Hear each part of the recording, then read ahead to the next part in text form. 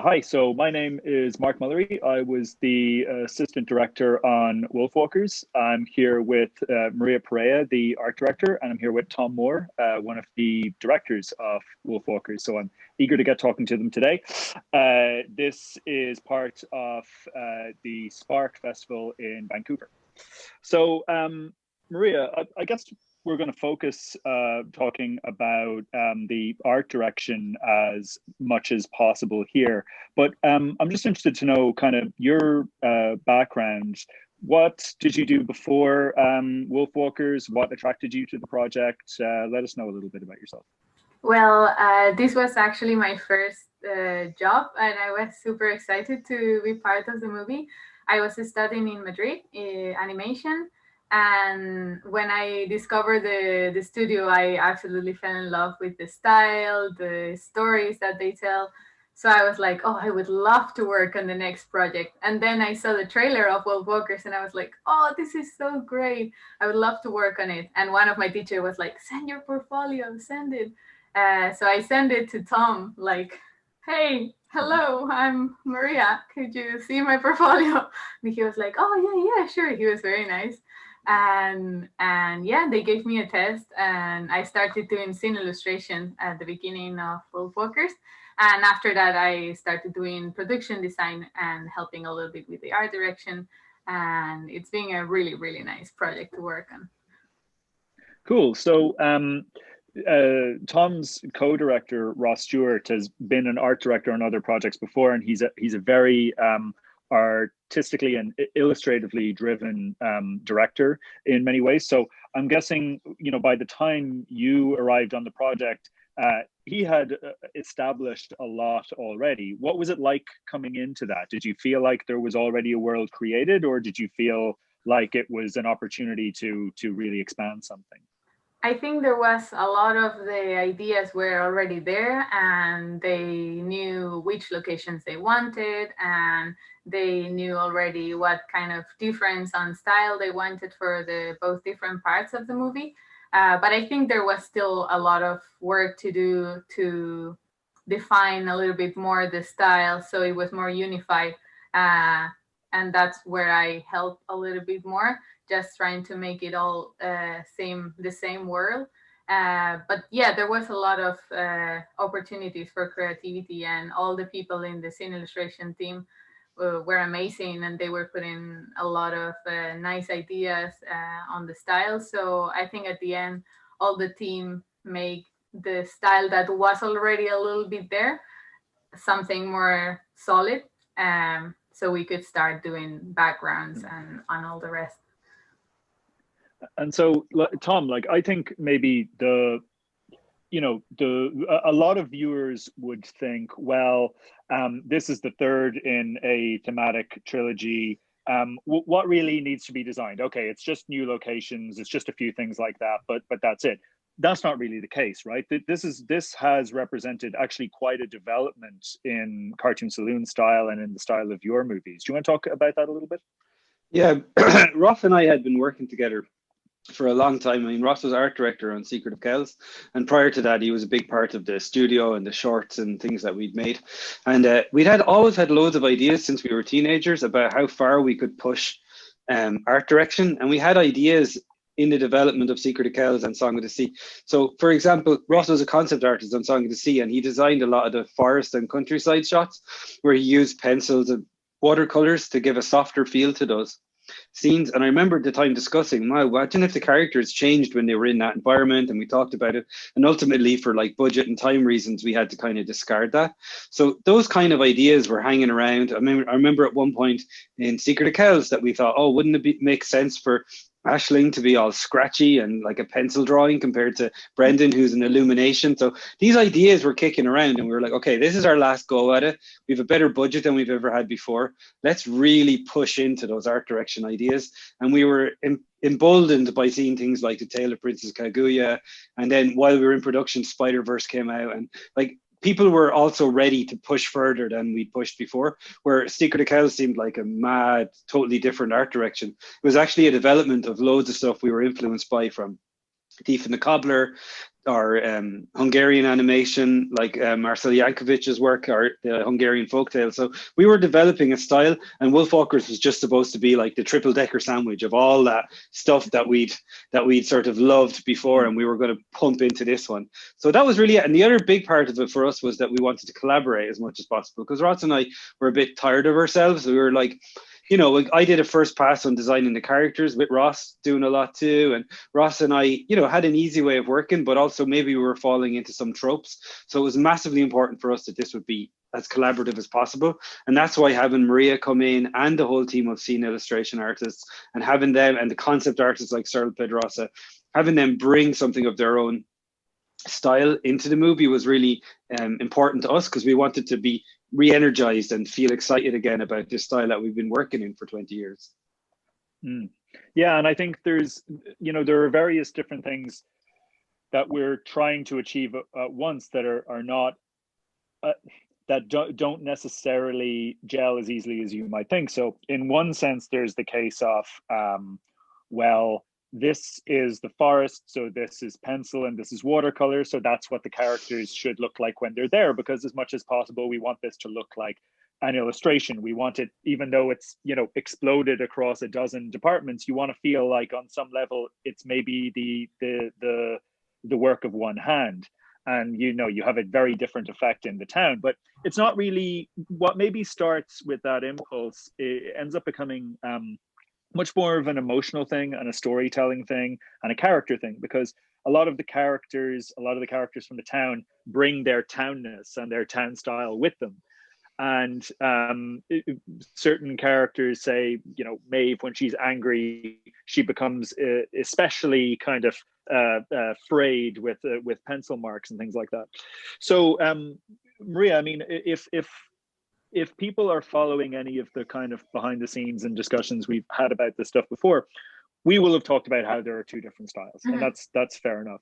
But I'm more interested now in asking you, how do you make two different styles work, sometimes at once on the screen? What were the challenges there?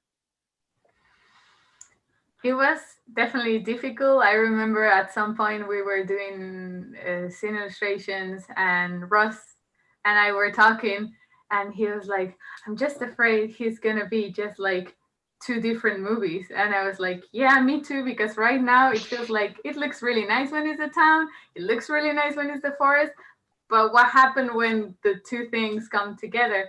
And I think the fact that we have this intermediate place that was the farmland allowed us to bring the two styles together and mix both of the techniques, because for the town we were using more the linocut style and all the block wood prints and stuff like that, and then for the forest it was all the watercolors and the pencil, as you said. So in that intermediate place we could manage to mix ink with wood print, and then with watercolor, and try to mix all the gray with the colorful of the forest. So it was a little bit tricky, but having that kind of medium part, I think it helped a lot to mix both styles. But at the end, I think like all the designs come from the same kind of mind, I think. So even if they have a different type of line, they feel kind of the same. But yeah, it was definitely tricky to find the balance. I think the hardest thing for me was the forest, because we didn't want to, like, how we managed to have a cohesiveness to the style in the previous movies was we had a kind of similar shape language. No matter what the treatment was, no matter how things were drawn or rendered or painted, there was an underlying shape language. And what I found really challenging with the forest at first was some of the first concepts, to me, they seemed really like a totally different, almost more realistic or naturalistic way of painting trees. But then I remember, Maria, you and Ross working on something that was like the blobby equivalent of what you were doing in the town. So in the town, you had these very geometric shapes, but with an offset. So as if the print had kind of come down a bit off and slipped, right? So there was this slight offset. And then whenever you were helping the background artists in the forest to feel that, but not as if it was a print, but as if it was a very loose brush stroke. So then you had like big, deliberate blocks of color, just like in the town, but now they were made with a brush stroke. Or the color in a branch of a tree could be a little bit outside the lines. So even though it was a different technique, it was the same kind of approach or something. It had the same kind of feeling of looseness, or there was like a posterization of the color that suddenly made the two styles fit. Where prior to that, I really did think we had a lot of beautiful, almost naturalistic, beautiful drawings that someone might have done in their sketchbook of the forest, and then these like almost, to me, cooler, more like 1960s 101 Dalmatians, Saul Bass town. And I was like, oh no, the town is starting to be actually cooler than the forest, and the forest is getting a little bit Bambi. You know, it was getting a little bit nice, but not like daring. We needed it to be daring, and I really remember that. And there was another period as well where I think there was an approach that almost like the Wolf Vision style would be the forest style, and it was like we had nowhere left to go, because if the forest style was as loose, and I was all for that at one point, like, let's go Kaguya with the forest, let's have, you know, just paint, and we kept some of it, like paint bleeding off the edge of the screen as if it was off the edge of the page, but we did have to pull back a little bit how wild we went in the forest, so we had somewhere to go for Wolf Vision, which was even more loose and expressive, you know. I remember, like, in the scene illustration part, the artists that were working on the forest at the beginning were like having all these beautiful watercolors, all bleeding, everything very soft, and at some point it was looking, what you say, like very realistic in a way, and it was like completely the opposite of the town, which was okay, but maybe it was too much. So it was nice to try to simplify all the shapes. And we had like the 101 Dalmatians as a reference, because it's very nice how they offset shapes, and instead of offset like a very geometrical shape, we did the watercolor and then offset that watercolor. So I think at the end that worked really, really good and make it more cohesive, everything. I think what ended up happening as well was that there was artists who were all bringing their own thing like we wanted at the beginning, but there was a moment where it clicked and everybody was working like the other, and they were kind of getting a kick out of getting it like everyone else. I remember Ludo doing stuff and everybody going, wow, that's so cool, or, you know, Almu or whoever, and it was kind of like a really nice moment where people were starting to buzz off each other's work, and that kind of brought a cohesiveness to it. I think that workshop-y thing is so important, because so often animation is, okay, this is the style, these are the rules, stay on style, stay on rule, become like a tattoo artist who just follows exactly the pattern and don't change from that.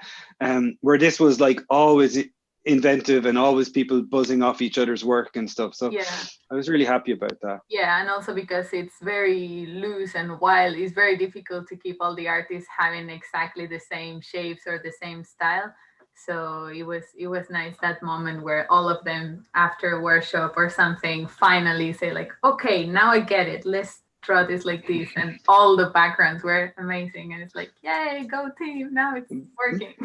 But the scene illustrations you refer to, I don't know how commonplace they are in the industry. I know we started doing them for commercials so that we could show the client, okay, this is exactly what the final thing is going to be.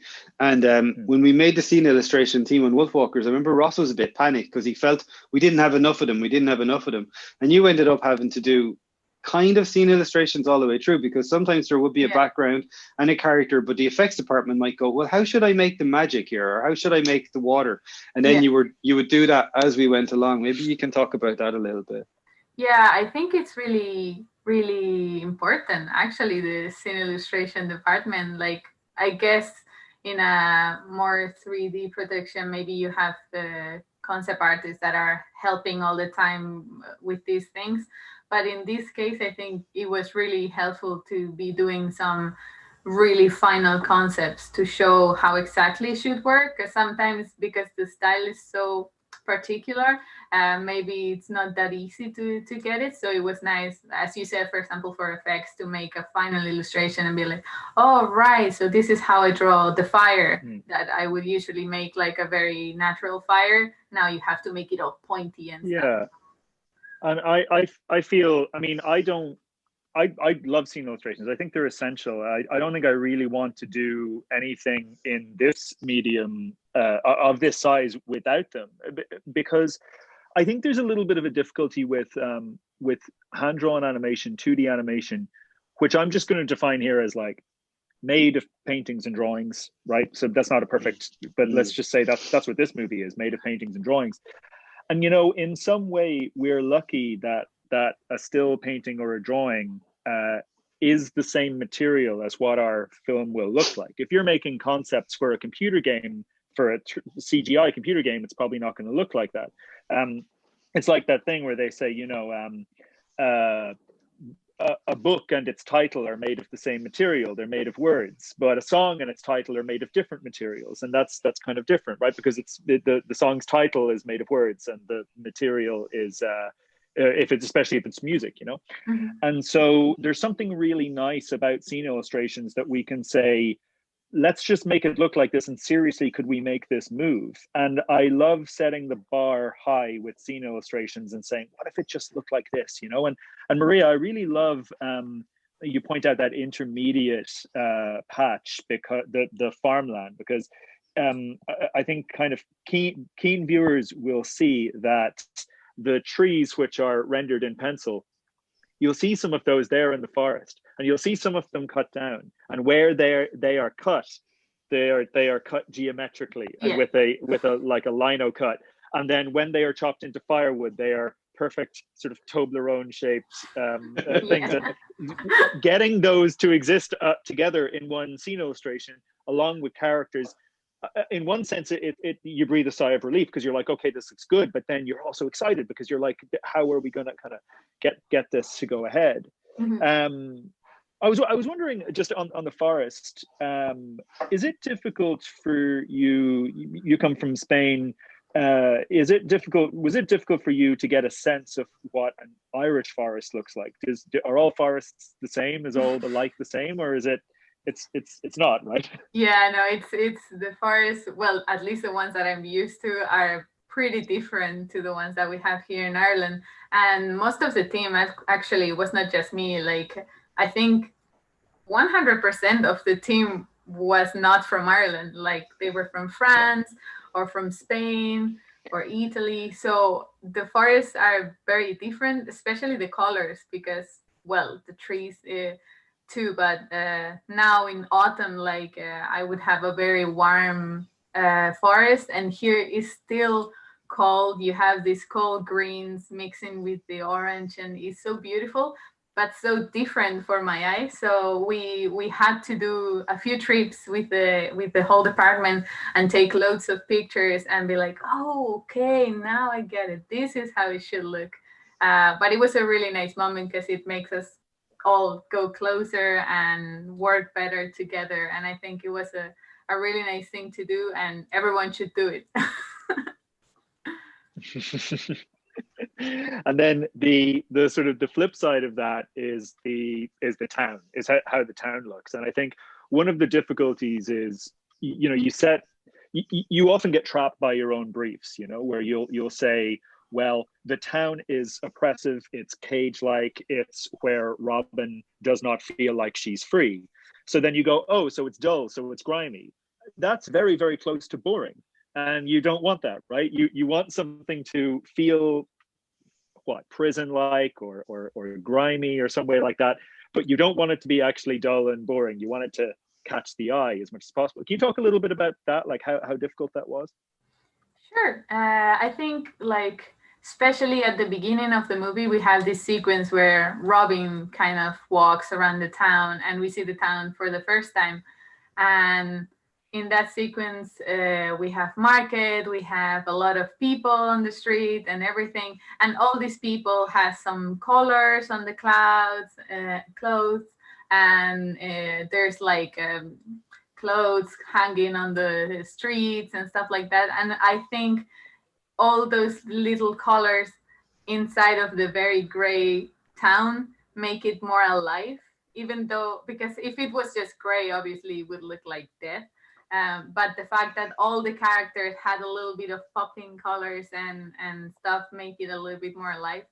And then, I think we managed very good to get that feeling of sadness, like especially when it rains and stuff like that, because it's the weather here mostly of the most of the time. I mean, I love it. I love the noticed. grey cloudiness, and all these Mediterranean artists come and complain, I'm like, I could not. I'm such a potato. I'm just happy when it's just nice and kind of. It's like a blanket or something over the country. I like it too. I like clouds. I like it. I remember on a Song of the Sea, we had the same discussion with Adrian, who was the art director, and that he was from south of France originally, and we talked about how the sky is sometimes white in Ireland. You have just like a white sky that everything, all the green really pops against. And the other phrase from Song of the Sea that we carried into Wolfwalkers was everybody had to imagine that their socks were all soggy and wet from walking in the forest, because I think that was like the feeling, like that you need to feel that everything's a bit wet all the time. Yeah, for sure.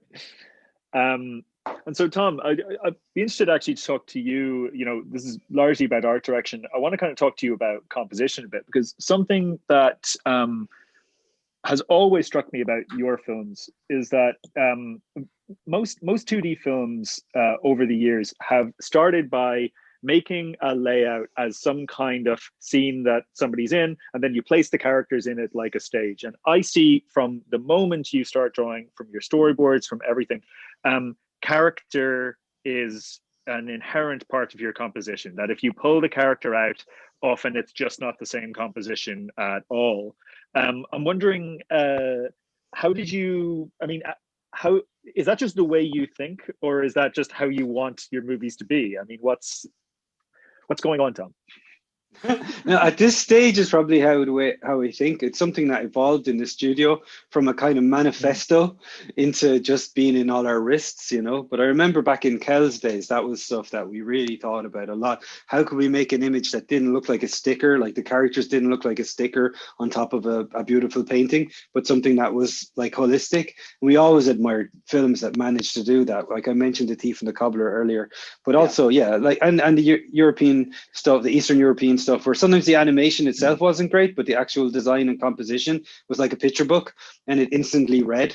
And I think we just got a kick out of how those interlocking shapes in Celtic knotwork and stuff could be transferred into a kind of UPA style cartoon language, and somehow that's sunk in. And then, you know, there's even live action filmmakers like Wes Anderson and people like that you look at and go, they're doing the same thing. Like everything in the shot is serving the composition, and everything about the composition is serving the story. So it just became a kind of a discipline, and was kind of fun at the start, because before storyboards started, I knew that on this, because we were again going to be really collaborative and work with a range of storyboarders, that there would be a process where stuff would get storyboarded and then at layout have to be brought into a more saloony composition. But usually the stuff that worked best was if in storyboards it already had the broadest strokes of the composition in mind. And I often start a storyboard by drawing the shape language.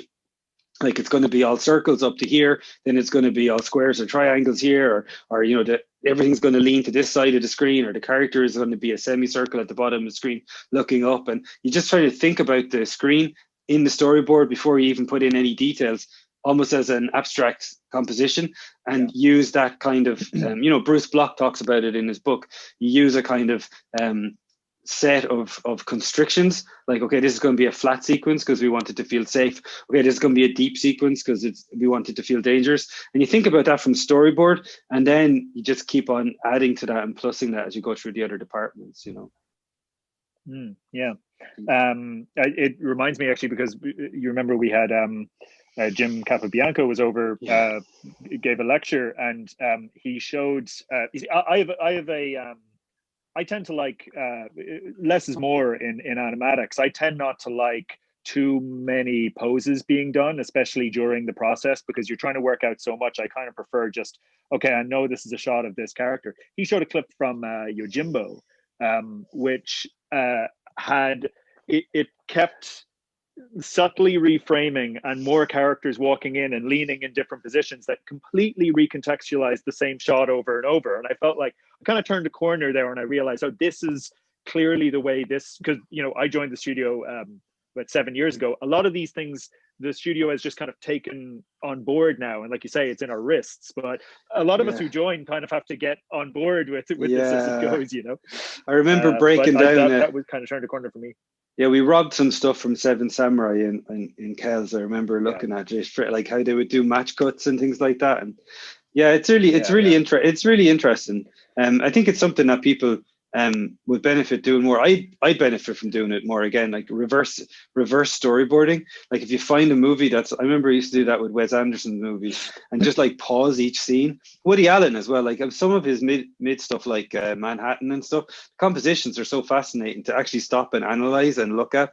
Maybe it wasn't him, maybe it was a cinematographer, but there's some good directors to analyze how they use composition to tell the story. And you can make a reverse storyboard by pausing it and drawing it and then going to the next scene and seeing how that kind of blocking is. Yeah. And I've seen people often do that as well with, when trying to work out a color script, they get shots they like and they just go into Photoshop and they put a horrible Gaussian blur on top of it and they go, oh, look, it's just these two complementary colors that makes up the whole thing. And it's another bit of like reverse engineering that happens there. But Maria, on the subject of kind of characters sitting into the compositions, and there's an issue that we have with animation. Tomm alluded to it already, that something appears just as a sticker on top of the background that's there. We don't want that to happen. We want it to feel like the one hand. Can you talk a bit about character integration, how you do that, whether it's rendering or it's color or it's shade? What are the considerations there? I think like from the beginning in the scene illustration, what problem that we were finding all the time, especially in the forest, was that everything had so much texture. Whether it was the pencil or line or the watercolor, everything had a lot of texture. And the characters are not simple, but they are very flat. So they have just very big colors and that's all. So I remember trying to put texture on the characters and be like, oh, comp will do that, or or stuff like that. But I think at the end, that's why we try to simplify a little bit more the background so they would match a little bit better the characters. And for the characters, trying to give them a little bit of volume with maybe some shadows so they integrate better on the background. And the line was different too, so the line would match the background. So we were very careful when the team was making the backgrounds. We were like, you have to put the character there and check the line with what you're drawing. Yeah. Because if you have a little flower, but the flower had this thick line and the character has this thick, it's gonna look different. So we were constantly checking the background with the characters to make sure that they feel the same in size, in thickness of the line and stuff like that. And then for ink and paint, we had an amazing team that were working with the offset of the color to match also again once more the offset in the backgrounds. So at the end, really cool stuff. I think it was a really team job. Very cool and hard work from all the artists in all the departments to make it feel like everything belongs together in those backgrounds. So it's really cool, and I think at the end it really works really cool. And Tomm, I mean, just maybe to finish, it's true what Maria says. I mean, in one sense you're trying to get everybody singing from the same hymn sheet, but there's a balance there because you also want people to bring their sensibilities and bring a little bit of bravery that maybe we don't have as supervisors or whatever, or we just don't happen to bring to this given scene. And I mean, so collaboration is just something that's very important to you with the community that's been built here in Kilkenny, right? Oh yeah, and even with the overseas team, like we had the main painters from Luxembourg over for a few weeks, and it was really important that they spent that time in the studio to get into that and to feel part of it. The idea is to try and make everybody feel like a filmmaker, and that it isn't about your experience or your IMDb credits. It's about what you're bringing to the table day by day that gives you the authority to input into something. And we try and keep that openness all the time, that collaboration openness, because you get really exciting stuff. Like one of our main character designers came as an intern and we just took a gamble on him and he ended up having a massive impact, Federico, on the characters. So things like that I think are so important to keep the studio vibrant and to keep us old guys kind of on our toes a little bit. Yeah, and if I can say something super quick, it's really, really nice that artists have the opportunity to approach this like nicely the director or something and be like, oh, I like this, have you thought about this?